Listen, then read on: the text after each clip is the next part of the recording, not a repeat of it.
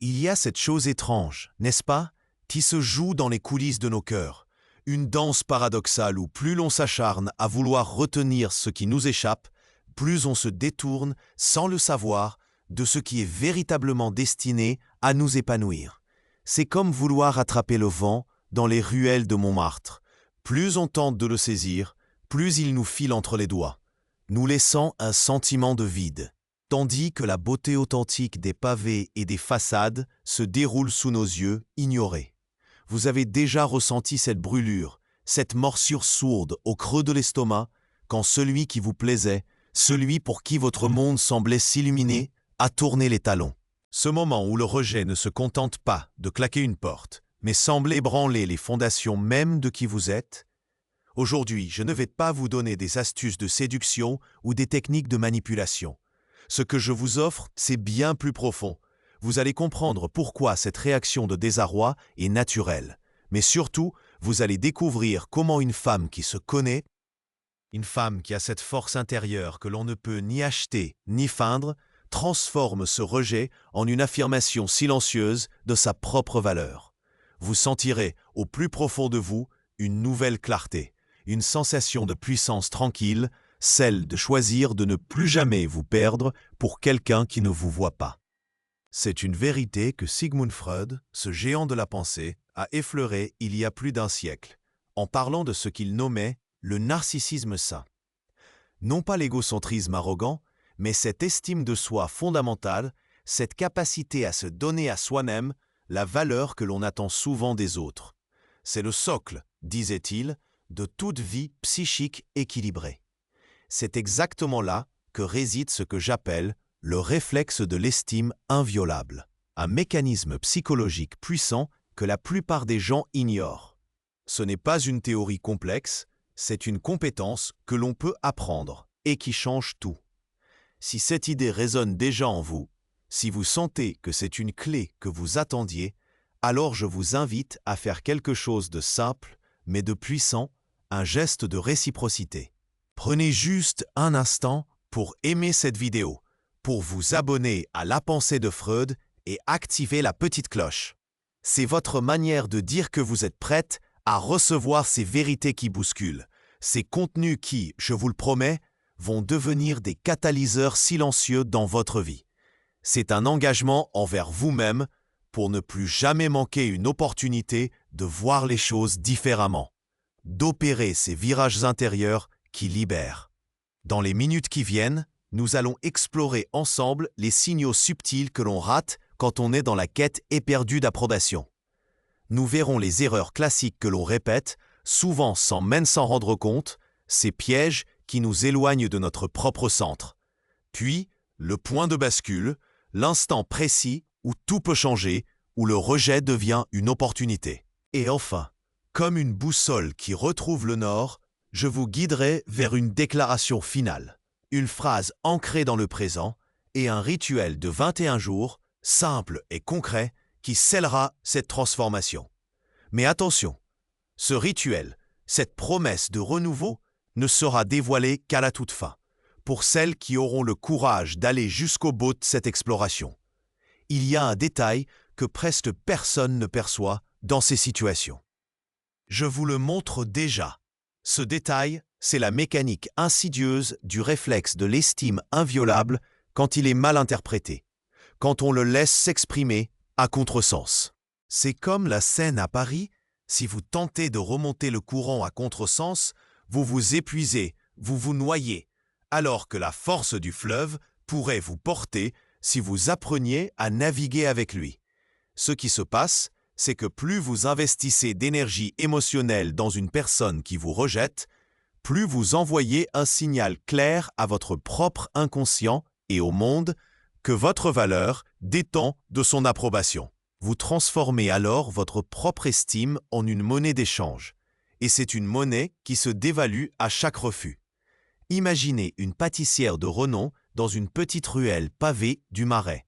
Elle a un talent fou, ses éclairs au chocolat sont divins. Mais si, au lieu de servir les clients enchantés qui font la queue, elle s'obstine à courir après un passant qui regarde à peine sa vitrine, lui offrant ses plus belles créations gratuitement, espérant une reconnaissance forcée, elle perd son temps et son énergie. Son art est là, sa valeur est intrinsèque, mais elle la nie en courant après une validation qui ne viendra pas de cette source. Elle se détourne de ceux qui voient déjà sa lumière.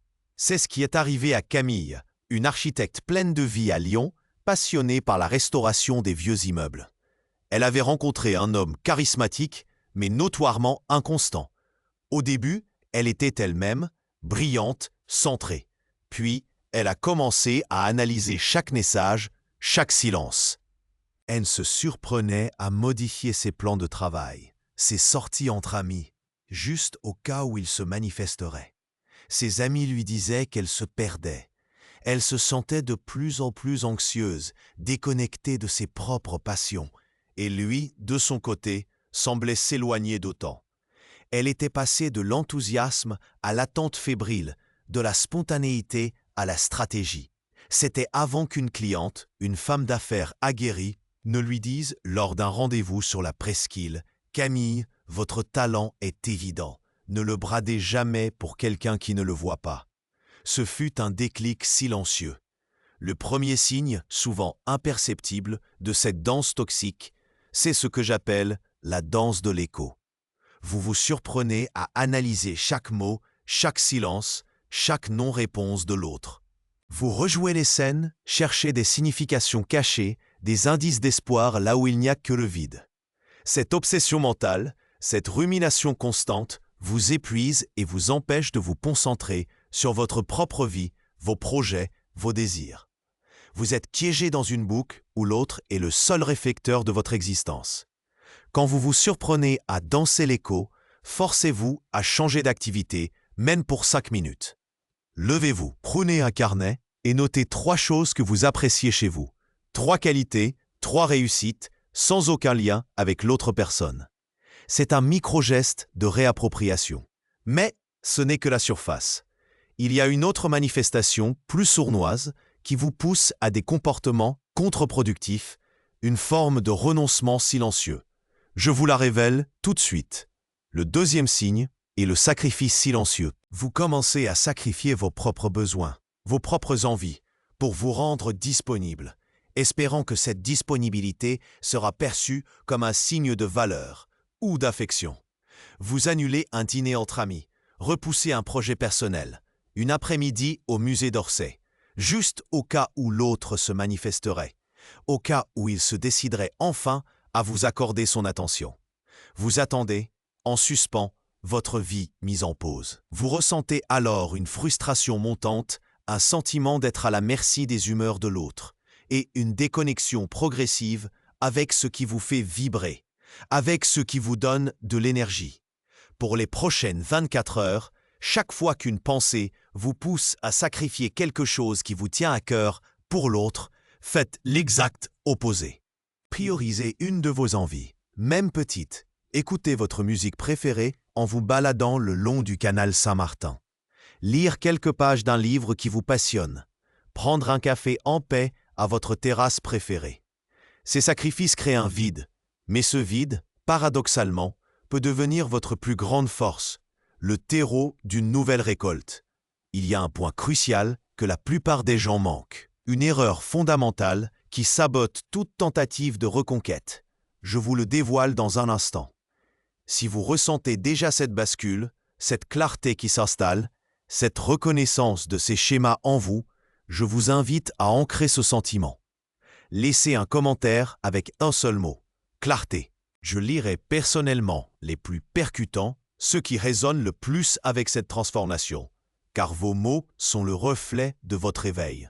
Et n'oubliez pas, le rituel final, celui qui scellera tout, celui qui transformera cette compréhension en une action concrète et durable, vous attend à la toute fin de cette vidéo. Cette erreur fondamentale, celle qui mine toute tentative de reconquête ou de saine continuation. C'est ce que j'appelle le piège du façadisme émotionnel. C'est l'illusion que l'on peut manipuler le regard de l'autre en se parant d'une nouvelle identité, en mettant en scène une vie parfaite, une insouciance factice, dans l'espoir que cela provoquera un regret, une jalousie, un retour. C'est une danse épuisante où vous tentez de projeter une image de vous-même qui n'est pas tout à fait la vôtre. Une sorte de façade haussmannienne impeccable, mais vide derrière les fenêtres. Vous vous déguisez en la personne que vous pensez qu'il pourrait regretter, plutôt qu'en celle que vous êtes réellement, avec vos failles et vos splendeurs. Vous vous surprenez alors à choisir vos photos sur les réseaux sociaux avec une intention cachée, à planifier des sorties avec des amis que vous ne voyez pas souvent, juste pour qu'elles soient visibles, pour qu'elles puissent être vues par lui ou par des connaissances communes. Vous vous forcez à sourire un peu plus fort, à rire un peu plus haut, même quand le cœur n'y est pas, dans l'espoir de transmettre une image de bonheur éclatant et d'indépendance retrouvée. Vous vous demandez constamment « Qu'est-ce qu'il penserait de ça? Est-ce que ça le ferait réagir ?» Vous ne postez plus pour vous, pour partager un moment authentique de votre vie, mais pour un public invisible, dont l'approbation est devenue la seule monnaie d'échange. Cette performance constante est une fuite en avant. Elle vous éloigne de votre vérité, vous enferme dans un rôle et, paradoxalement, renforce l'idée que vous avez besoin de sa reconnaissance pour définir votre valeur. C'est une dissonance, comme un artiste de rue sur la place des Vosges qui jouerait un air qu'il déteste, juste parce qu'il pense que ça plaira à une seule personne dans la foule. Pour briser ce piège du façadisme émotionnel, la micro-action est simple, mais elle demande du courage. Pendant les prochaines 48 heures, chaque fois que vous vous apprêtez à faire quelque chose, à poster quelque chose, à dire quelque chose, demandez-vous, est-ce que je fais cela pour moi, parce que ça me nourrit, parce que c'est authentique, ou est-ce que c'est une performance pour les yeux de l'autre? Si la réponse est la deuxième option, arrêtez. Choisissez de faire l'exact opposé. Postez un souvenir d'enfance qui vous fait sourire. Lisez un livre en paix dans un café parisien. Appelez une amie que vous n'avez pas vue depuis longtemps, juste pour le plaisir de sa compagnie, sans aucun agenda caché. Il ne s'agit pas de disparaître, mais de réapparaître à vous-même.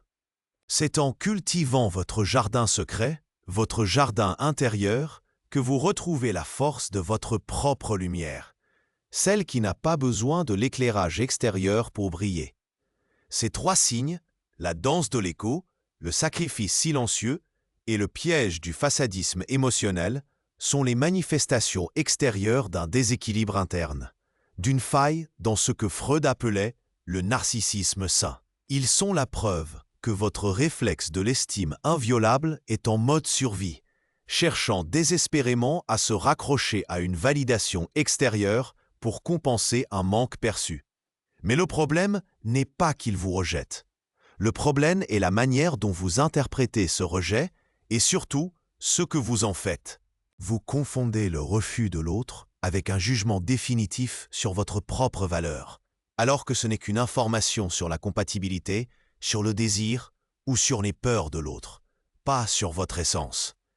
Ce qui se joue là, c'est une forme d'auto-sabotage subtil, une érosion progressive de votre propre estime, qui vous rend encore plus vulnérable au prochain refus. Vous créez un cercle vicieux où plus vous vous perdez, plus vous cherchez l'autre, et plus l'autre s'éloigne. C'est une dynamique que l'on observe souvent, pas seulement dans les relations amoureuses, mais aussi dans les amitiés, ou même dans le monde professionnel. C'est cette quête insatiable de reconnaissance qui nous pousse à nous dénaturer, à nous plier en quatre, à nous effacer, sous prétexte d'être gentils ou compréhensifs. Mais la gentillesse authentique ne demande pas de sacrifice de soi. Elle émane d'un puits intarissable de confiance intérieure. Comprenez bien que ce n'est pas de votre faute si vous êtes tombé dans ces pièges.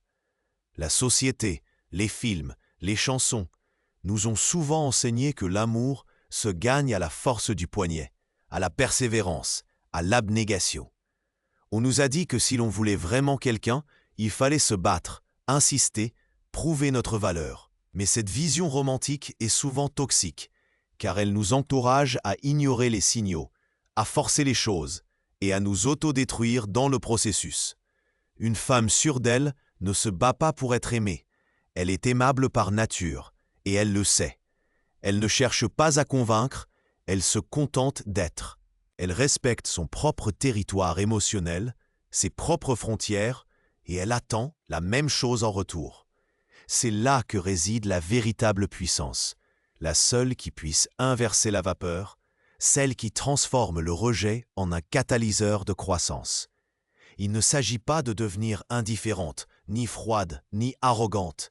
Il s'agit de cultiver une forme de souveraineté émotionnelle, une intégrité qui vous ancre en vous-même, quoi qu'il arrive. C'est une posture, une attitude intérieure qui se manifeste dans chaque geste, chaque mot, chaque silence. C'est une force tranquille, comme la présence des platanes le long du canal du Midi, inébranlable face aux saisons. Il y a un détail subtil, une nuance que la plupart des gens ne saisissent jamais, qui fait toute la différence entre la soumission et la souveraineté. Je vous le révèle dans un instant, et c'est ce qui va tout changer pour vous. Ce détail, cette nuance qui échappe à tant de monde, n'est pas une action grandiose, mais une posture intérieure, un choix fondamental. Ce n'est pas de courir après, ni de fuir de manière ostentatoire. Non, c'est la distinction entre une réaction à ce qui vous arrive et une décision consciente de vous choisir, quand vous réagissez au rejet par la quête, par l'analyse obsessive, par le sacrifice. Vous donnez à l'autre le pouvoir de définir votre état émotionnel, votre valeur. Vous devenez un bateau sans gouvernail, ballotté par les vagues de son indifférence. La femme souveraine, elle, ne réagit pas, elle agit. Elle ne court pas après l'autre, elle revient à elle-même. Elle ne cherche pas à convaincre de sa valeur, elle la manifeste par son intégrité inébranlable. C'est là que le réflexe de l'estime inviolable se révèle dans toute sa splendeur. Ce n'est pas un bouclier qui vous rend insensible, mais une boussole interne qui vous ramène toujours à votre propre nord, à votre propre centre. Quand quelqu'un vous rejette, ce réflexe ne vous pousse pas à vous effondrer, mais à vous ancrer plus profondément dans ce qui est vrai pour vous. C'est comme la force tranquille de la cathédrale Notre-Dame qui, malgré les épreuves, reste debout, majestueuse, non pas en se battant contre le vent, mais en étant solidement enracinée dans son propre sol. Son essence ne dépend pas de l'appréciation des passants, mais de sa propre structure et de son histoire. Prenez le cas de Sophie, une vigneronne passionnée de la vallée de la Loire. Elle avait mis tout son cœur dans un nouveau millésime, un vin audacieux et complexe. Lors d'une dégustation, un critique influent a balayé son travail d'un revers de main, le jugeant trop expérimental. La Sophie d'avant aurait douté, aurait peut-être même envisagé de modifier sa recette, de se conformer. Mais la Sophie nouvelle, celle qui avait commencé à cultiver son réflexe de l'estime inviolable, a simplement écouté. Elle a pris note des remarques, mais n'a pas laissé le jugement de cet homme altérer sa conviction profonde. Elle savait ce qu'elle avait créé, elle en était fière. Elle a continué à servir son vin à d'autres, à ceux qui cherchaient précisément cette audace, cette originalité. Son vin n'était pas pour tout le monde, et elle l'acceptait. Elle n'a pas couru après le critique pour le convaincre. Elle a continué à cultiver son art, fidèle à sa vision. Et paradoxalement, c'est cette authenticité qui a fini par attirer une nouvelle clientèle, plus fidèle, plus en phase avec son esprit. Le quatrième signe, souvent le plus difficile à maîtriser, est ce que j'appelle la réponse du silence authentique. Ce n'est pas un silence de punition, ni un silence stratégique pour le faire revenir. C'est un silence qui émane d'une plénitude, d'une absence de besoin de justifier, d'expliquer ou de convaincre. Quand l'autre se retire, la tentation est forte de le bombarder de messages, de chercher à comprendre, à analyser, à obtenir une fermeture. Mais la femme souveraine comprend que le silence de l'autre est une information en soi, et que son propre silence est une affirmation de sa dignité. Elle ne comble pas le vide par du bruit, mais par son propre calme intérieur. C'est une forme de respect de soi qui dit « Je ne te forcerai pas à me voir, car je me vois déjà ». Vous percevez ce signe en vous quand vous avez cette envie irrépressible d'envoyer un message, de poser une question, de chercher une explication.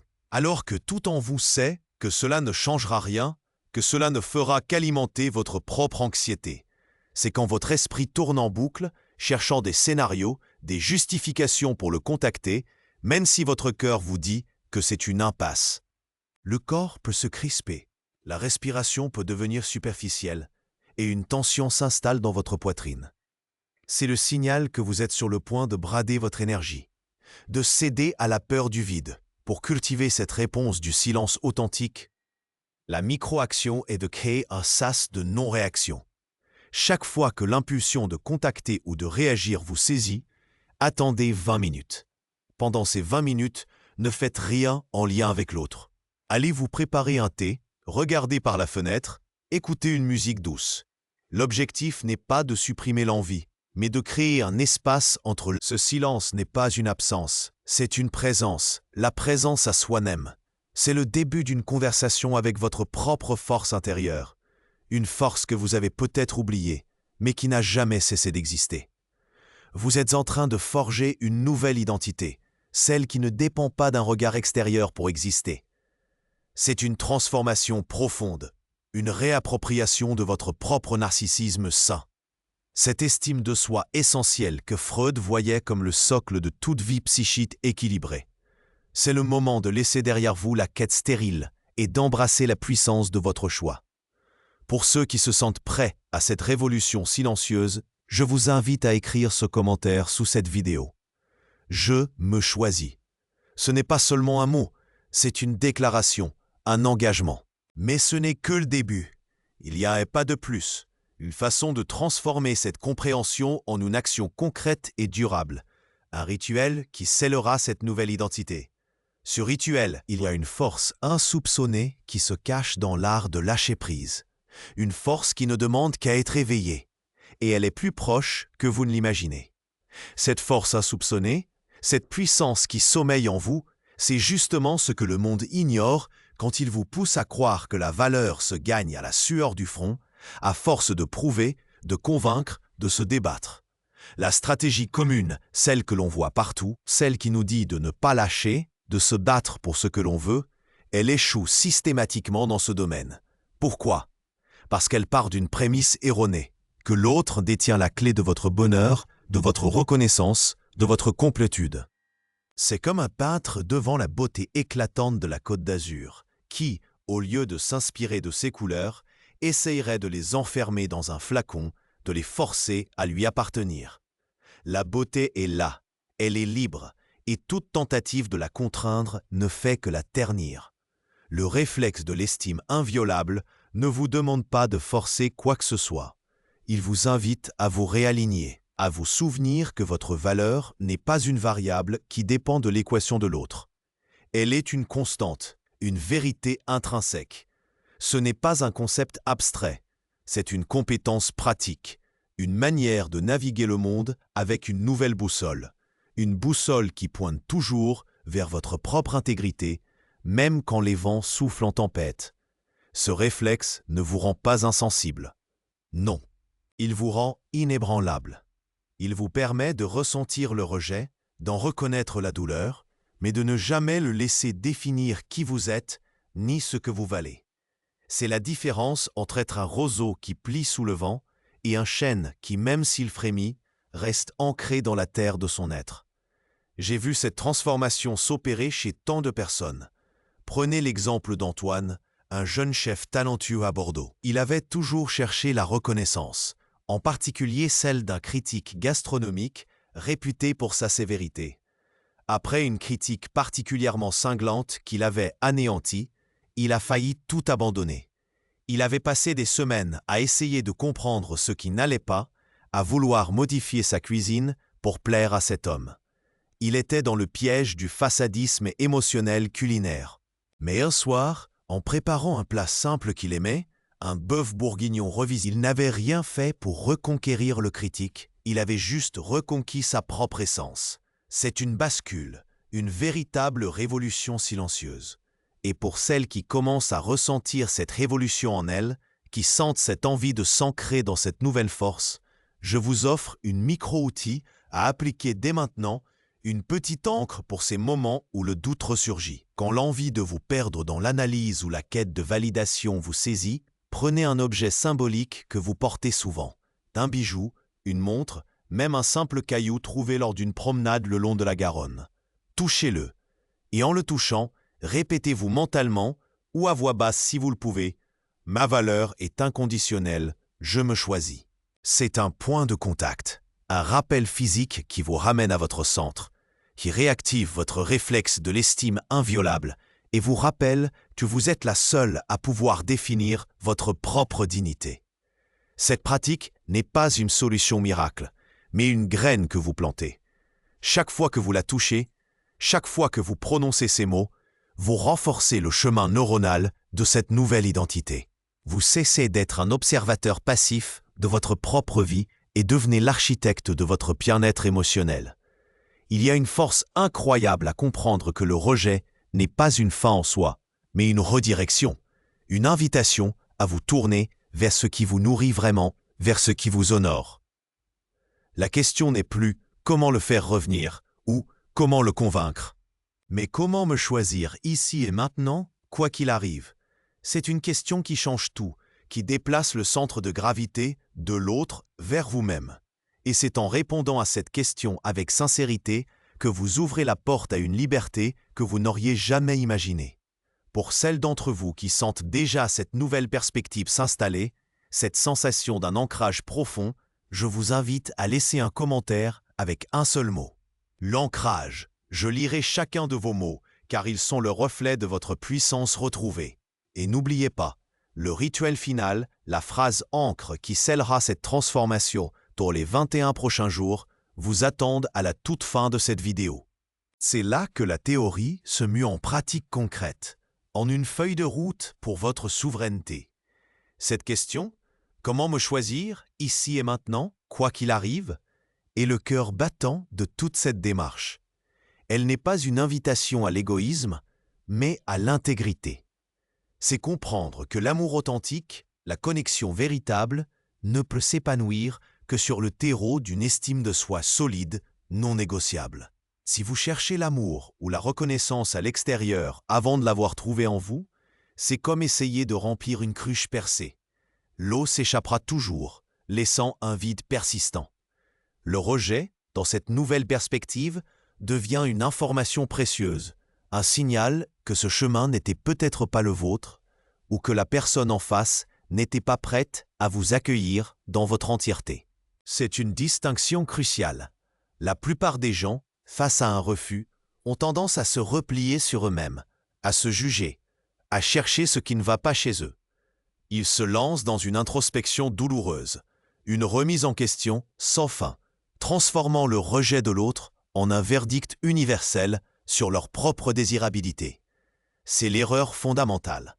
Le réflexe de l'estime inviolable vous enseigne que le rejet de l'autre est une donnée qui concerne l'autre, sa disponibilité, ses peurs, ses préférences, mais jamais, au grand jamais, votre valeur intrinsèque. C'est comme un critique de cinéma qui n'aimerait pas un film français primé à Cannes. Son avis est valide pour lui, mais il ne diminue en rien la qualité artistique et la reconnaissance du film. Le film existe par lui-même, il a sa propre lumière. La souveraineté émotionnelle, c'est cette capacité à se regarder avec bienveillance, même quand le monde extérieur semble vous tourner le dos. C'est cette force intérieure qui vous permet de traverser la déception sans vous effondrer, sans vous renier. C'est se rappeler que vous êtes une œuvre d'art unique et que toutes les œuvres d'art ne plaisent pas à tout le monde. Et c'est cela qui est beau. Imaginez une rue de Paris. Chaque bâtiment a son charme, son histoire, son architecture. Si un passant préfère une façade haussmannienne à une autre plus moderne, cela n'enlève rien à la beauté de la seconde.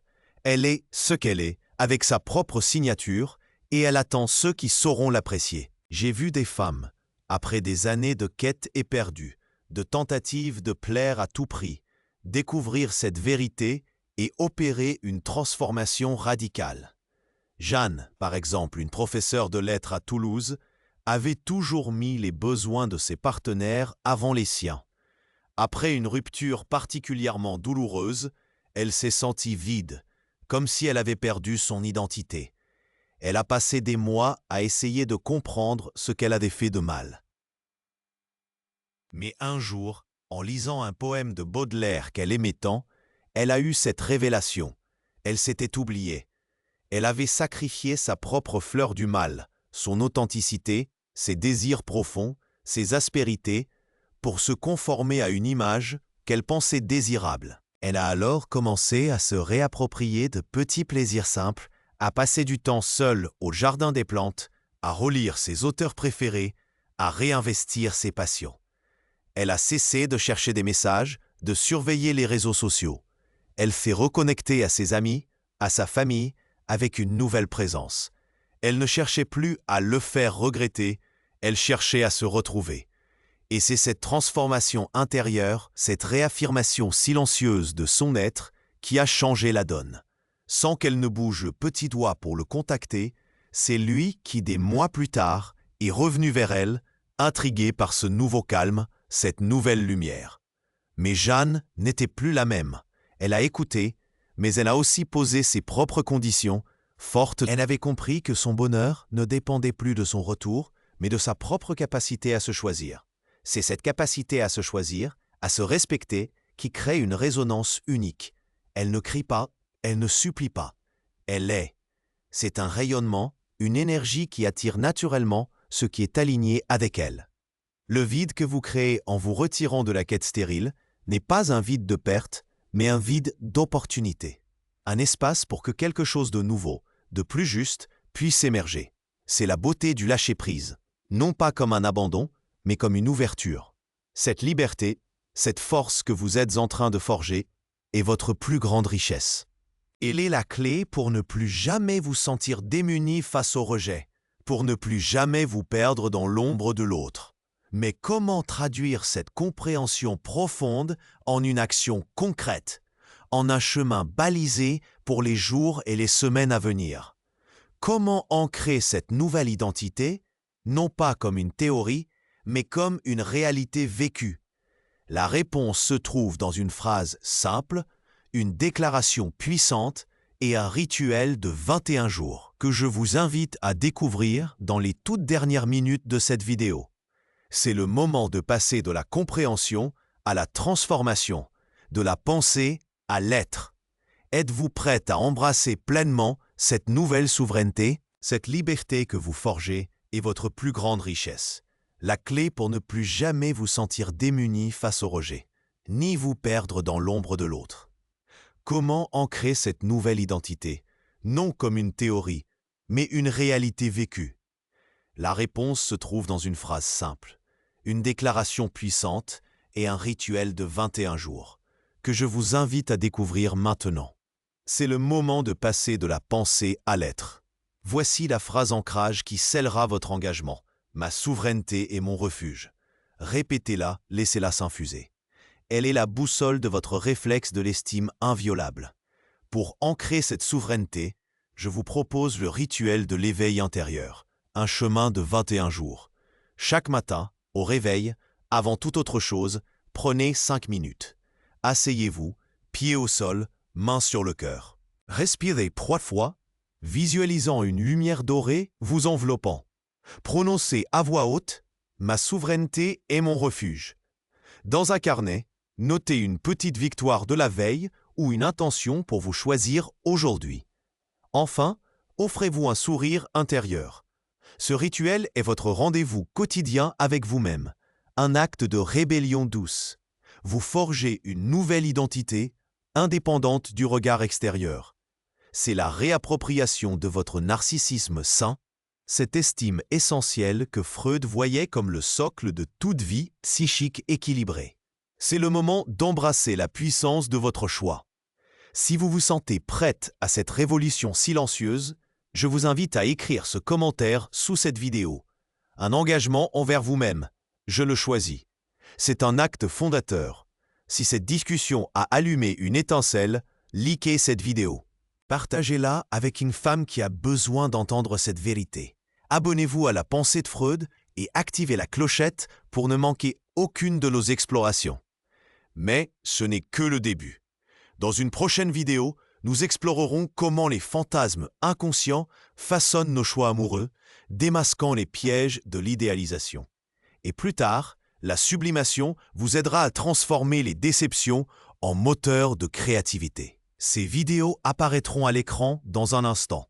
Alors, êtes-vous prête à cesser de courir après une ombre pour enfin embrasser votre propre lumière?